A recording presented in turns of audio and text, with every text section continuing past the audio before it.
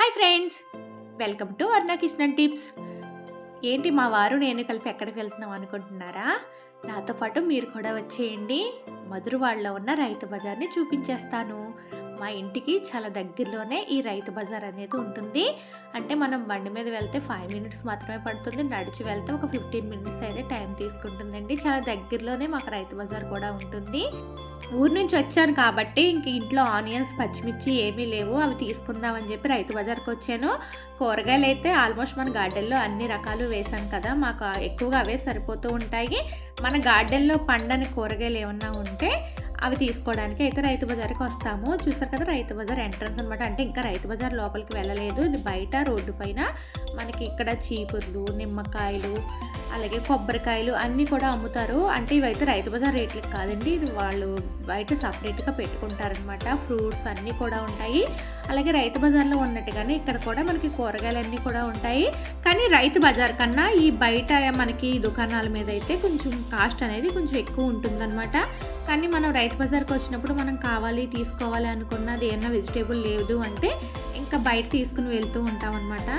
అంటే రైతు బజార్ కన్నా కొంచెం మాత్రం కాస్ట్ ఉంటుంది. అదే ఇంకొక వేరే బయట మార్కెట్లకు వెళ్తే ఇంకా ఎక్కువ కాస్ట్ ఉంటుంది కాబట్టి అందుకే రైతు బజార్లో ఏమైనా వెజిటేబుల్ లేదు అంటే ఇంకా బయట తీసేసుకుని వెళ్తూ ఉంటాము. అంటే బయట మార్కెట్ కన్నా ఇక్కడ కొంచెం తక్కువే ఉంటుంది కాబట్టి.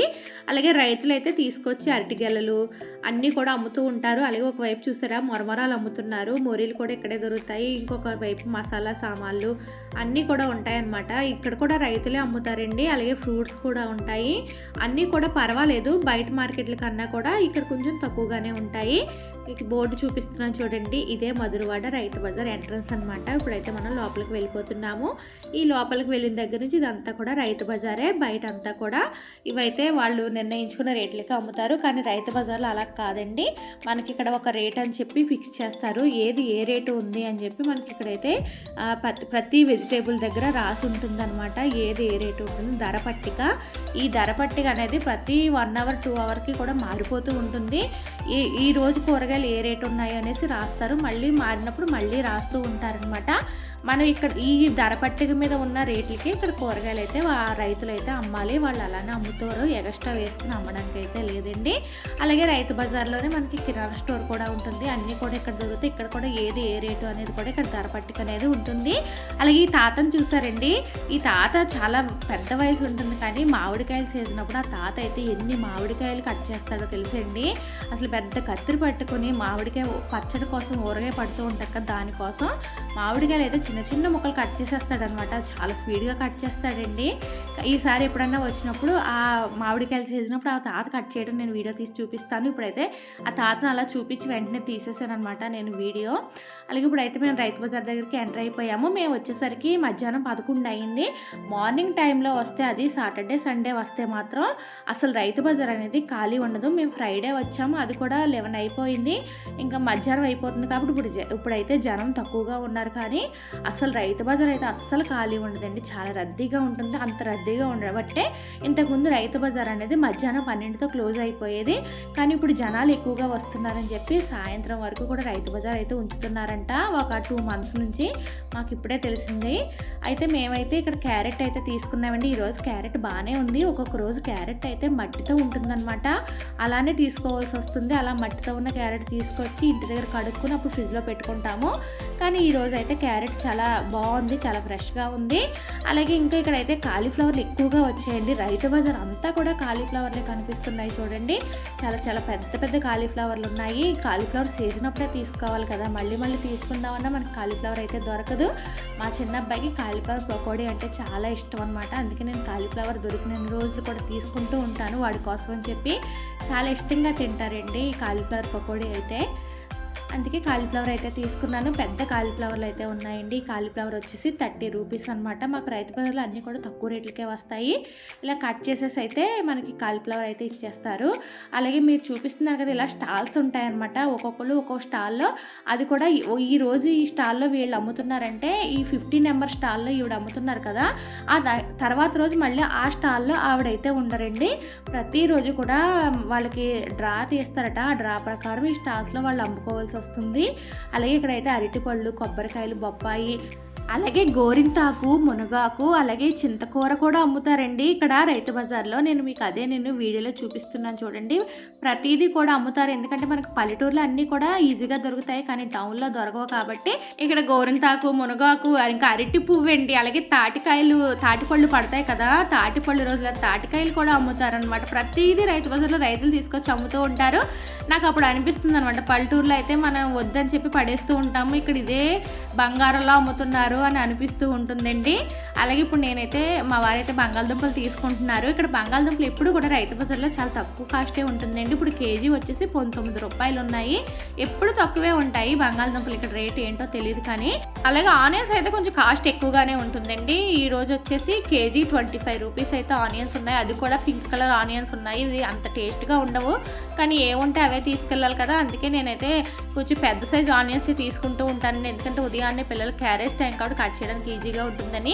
అలాగే మనం ఎక్కడ వెజిటేబుల్ కొన్నా అక్కడైతే ఇలా ధరలు అయితే రాసేసి ఉంటాయి అన్నమాట బోర్డు పైన. అవి చూసుకుని కూడా మనం తీసుకోవచ్చు. దానికన్నా మనకి వాళ్ళు ఏమైనా ఎక్స్ట్రా అమ్మితే మనం కంప్లైంట్ చేస్తే వాళ్ళకైతే ఆ కార్డ్ అనేది క్యాన్సిల్ చేసేస్తారండి. అందుకే వాళ్ళైతే కరెక్ట్గా అమ్మాలి. అలాగే వెయిట్ మిషన్ కూడా చాలా కరెక్ట్గా ఉంటుంది రైతు బజార్లో. అలాగే ఇప్పుడు రైతు బజార్లో స్వీట్ కార్న్ కూడా ఎక్కువగా ఉన్నాయి. అలాగే కాస్ట్ కూడా చాలా ఎక్కువ ఉందండి. 50 రూపాయలకి 4 స్వీట్ కార్న్ అయితే ఇచ్చింది. అలాగే బంగాళదుంపల గురించి చెప్పాలంటే ఇంకా ఈ శీతాకాలం అయితే మనకి చిప్స్ బంగాళదుంప అనేది వస్తుంది. ఇంకా ఇప్పుడైతే రాలేదు కొత్త బంగాళదుంప అనమాట.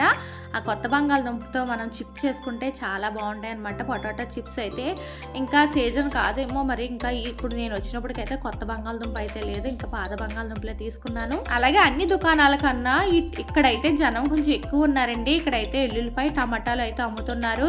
ఇక్కడ మాత్రం జనాలు ఎక్కువగానే ఉన్నారు, ఎందుకంటే టమాటాలు ఈ ఒక్క దుకాణంలోనే ఉన్నాయి కాబట్టి. ఇక్కడ టమాటా వచ్చేసి కేజీ 24 రూపీస్ ఉందండి. అలాగే వెల్లుల్లిపాయలు వచ్చేసి పావు కిలో 70 రూపాయలు ఉన్నాయి. కొంచెం వెల్లుల్లి అయితే రేటు బాగా పెరిగిపోయింది. అలాగే టమాటాలు అయితే పర్వాలేదండి, ఇంతకుముందు అయితే ఇంకా ఎక్కువగా ఉండేది కాస్ట్. ఇప్పుడైతే కొంచెం తగ్గింది, మనకి కేజీ 24 రూపీస్కే వచ్చాయి. ఇది రైతు బజార్కి ఒక సైడ్ అనమాట. ఇప్పుడు మేము ఇదే చూసుకుంటా వచ్చాము. ఇలా షెడ్లా ఉంటాయండి. ఆ షెడ్లో ఒక్కొక్కళ్ళు ఒక్కొక్క నెంబర్ అయితే ఉంటుందన్నమాట స్టాల్కి. దాంట్లో కూర్చుని వెజిటేబుల్స్ అనేవి అమ్ముతారు. ఇవైతే ఇక్కడ మనకి ఫ్రూట్స్ అన్నీ కూడా దొరుకుతాయి. ఫ్రూట్స్ అలాగే స్టాల్స్ లేని వాళ్ళు ఏం చేస్తారంటే ఇలా బయట దుకాణం వేసుకుని అమ్ముతూ ఉంటారు. అలాగే ఇటు సైడ్ అయితే ఎక్కువగా ఆకుకూరలు ఉంటాయి అన్నమాట. మనకి ఏ ఆకుకూరలు కావాల్సిన ఇక్కడ ఇటువైపు రెండో వైపు అయితే దొరుకుతాయి. ఇక్కడైతే కొత్తిమీర చూసారా, చాలా రేట్ తగ్గిపోయింది. ఇదే కట్ట నేను ఇంతకు ముందు వచ్చినప్పుడు 30 రూపీస్కి అయితే తీసుకున్నానండి. ఇప్పుడైతే ఈ కొత్తిమీర కట్ట 10 రూపాయలే అన్నది. అంటే మనకి శీతాకాలం వచ్చేసరికి కొత్తిమీర కొంచెం కాస్ట్ తగ్గుతుంది కాబట్టి మనకి తక్కువ రేటుకే అయితే వచ్చిందండి. 10 రూపాయలకి చాలా పెద్ద కట్ట అయితే కొత్తిమీర కట్ట వచ్చింది. నేను ఒక కట్ట తీసుకుంటున్నాను. చట్నీలు అవి చేసుకోవడానికి బాగుంటుంది కదండి. కొత్తిమీర టమాటా పచ్చడి అంటే నాకు కూడా చాలా ఇష్టం, అందుకే ఒక కట్ట అయితే తీసుకున్నాను. అలాగే ఇక్కడ రైతు బజార్లో ఏంటంటే మనకి అరకు సైడ్ వాళ్ళు వచ్చి, అంటే కొంచెం ఫారెస్ట్ ఏరియా వాళ్ళు వచ్చి ఇక్కడ మనకి అల్లం, అలాగే క్యారెట్, పనసకాయలు, అలాగే బీన్స్ పిక్కలు ఇవన్నీ కూడా అమ్ముతారనమాట. ఇక వేళ్ళేనండి వాళ్ళు. మనకి వాళ్ళ భాష కొంచెం డిఫరెంట్గా అనిపిస్తుంది. ఇలా బీన్స్ పిక్కలు, పనస ముక్కలు కూడా పనసకే ముక్కలు కట్ చేసి మనకి ఏ సైజు కావాలంటే ఆ సైజు పనస ముక్కలు కానీ పనస పొట్టు కానీ ఇస్తారు. అలాగే ఇక్కడ పసుపు కూడా అమ్ముతున్నారండి. ఇలాంటి కూడా ట్రైబల్ ఏరియా నుంచి వచ్చిన వాళ్ళు అనమాట. మనకి అటవీ ప్రాంతం నుంచి వచ్చిందనమాట ఇదంతా కూడాను. అయితే ఈ పసుపు చూసి అల్లం అని నేను, మా వారేమో పసుపు అని మా వారు, లేదు అల్లం అని నేను, అలా వాదించుకున్నాం. మాకు అల్లం కావాల్సి వచ్చి, కానీ అదైతే ఒకవైపు పసుపే ఉందండి, ఇంకొక వైపు అల్లం అయితే ఇక్కడ బాగాలేదు. ఇదైతే పసుపే అనమాట. బాగా నిగనిగలాడుతూ కనిపిస్తుంది. పచ్చి పసుపు అండి, చాలా బాగుంది. అందుకే మా వారు మళ్ళీ చెక్ చేసి చూస్తున్నారు.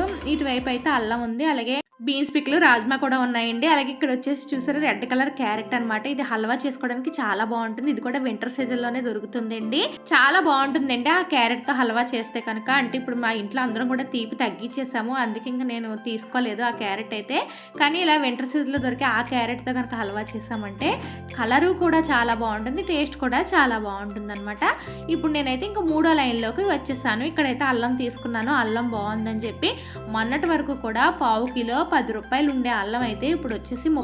30 అయిపోయిందండి. ఒక్కొక్కటి బాగా కాస్ట్ అయిపోయింది, ఒక్కొక్కటి అయితే కొంచెం కాస్ట్ తగ్గింది కూడాను. అలాగే ఇక్కడ ఆకుకూరలు అంటే కరివేపాకు అన్నీ అమ్ముతారు. అలాగే కొంతమంది స్టాల్స్ లేని వాళ్ళైతే ఇలా బయట అయితే కూరగాయలు పెట్టుకొని అమ్ముతూ ఉంటారనమాట. అంటే మనకి వాళ్ళకి ప్రతిరోజు స్టాల్స్ ఇవ్వరు కాబట్టి ఎక్కువగా వచ్చారంటే రైతులు ఇక్కడే అమ్ముతారండి. అలాగే ఇక్కడ చూస్తారు కదా, ఇక్కడ కూడా క్యారెట్ ఉంది, రెడ్ కలర్ క్యారెట్ ఉందన్నమాట. హల్వా క్యారెట్ అంటారు దాన్ని. వింటర్ సీజన్లో ఈ హల్వా క్యారెట్ ఒకటి, అలాగే చిప్స్ పొటాటో ఒకటి బాగా దొరుకుతాయి అన్నమాట రైతు బజార్లో. ఇదే మొత్తం మా మధురవాడ రైతు బజార్ అండి. ఇంకా మాకైతే కూరగాయలు కొనడం అయిపోయింది. నేను చెప్తున్నాను కదా, వెజిటేబుల్స్ అయితే పెద్దగా తీసుకోలేదు. ఆనియన్స్, టమాటా, పచ్చిమిర్చి, బంగాళదుంపలు, ఈ క్యారెట్, బీట్రూట్, అలాగే స్వీట్ కార్న్ ఇవే తీసుకున్నాను. ఇవి ఎందుకంటే మా గార్డెన్లో ఉండవు కాబట్టి మళ్ళీ కావాలంటే మళ్ళీ ఒక 4-5 డేస్ తర్వాత మళ్ళీ వచ్చి ఏదైనా కూరగాయలు కావాలో తీసుకుంటూ ఉంటాను. ఎప్పటికప్పుడు ఫ్రెష్గా దొరికినప్పుడు ఫ్రిడ్జ్లో ఎక్కువగా స్టోర్ చేసుకోవడం ఎందుకు అని చెప్పి నేనైతే చాలా తక్కువగానే కూరగాయలు తీసుకుంటూ ఉంటాను. అలాగే రైతు బజార్లో ఇక్కడైతే ఎగ్స్ కూడా అమ్ముతారు. ఎగ్స్ అంటే మనకి బయట కన్నా కూడా కొంచెం తక్కువ కాస్ట్కి వస్తాయన్నమాట. మరీ తక్కువ కాస్ట్కి అయితే ఏమి రాదు. ఒక ట్రై తీసుకుంటే ఒక ₹5 అలా తగ్గుతాయి. అలాగే ఇక్కడ మష్రూమ్స్ కూడా అమ్ముతారు. అంటే ఒక చిన్న బేకరీ లాగా ఉంటుంది. మష్రూమ్స్ కూడా ఫ్రెష్గానే ఉంటాయండి. ప్యాకెట్ వచ్చేసి ₹50 ఉంటుంది. అలాగే నేను ఇక్కడ స్వీట్ కార్న్ అయితే అడుగుతున్నాను. 50కి 4 స్వీట్ కార్న్ అని చెప్పింది. 50కి 5 అడిగినా సరే ఇవ్వలేదండి. ఇప్పుడు కొంచెం స్వీట్ కార్న్ అయితే కాస్ట్ ఎక్కువ ఉంది. మామూలు టైంలో అయితే స్వీట్ కార్న్ ఒకటి ₹10కి ఇచ్చేవారు, కానీ వాళ్ళైతే 50కి 4 స్వీట్ కార్న్ మాత్రమే ఇచ్చారు.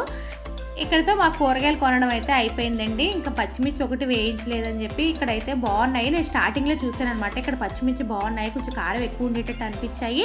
నేను ముందు అన్ని స్టాల్స్లో చూసుకుంటా వెళ్తాను అనమాట, వెజిటేబుల్స్ ఎక్కడ ఏది ఫ్రెష్గా ఉంది అని చెప్పి.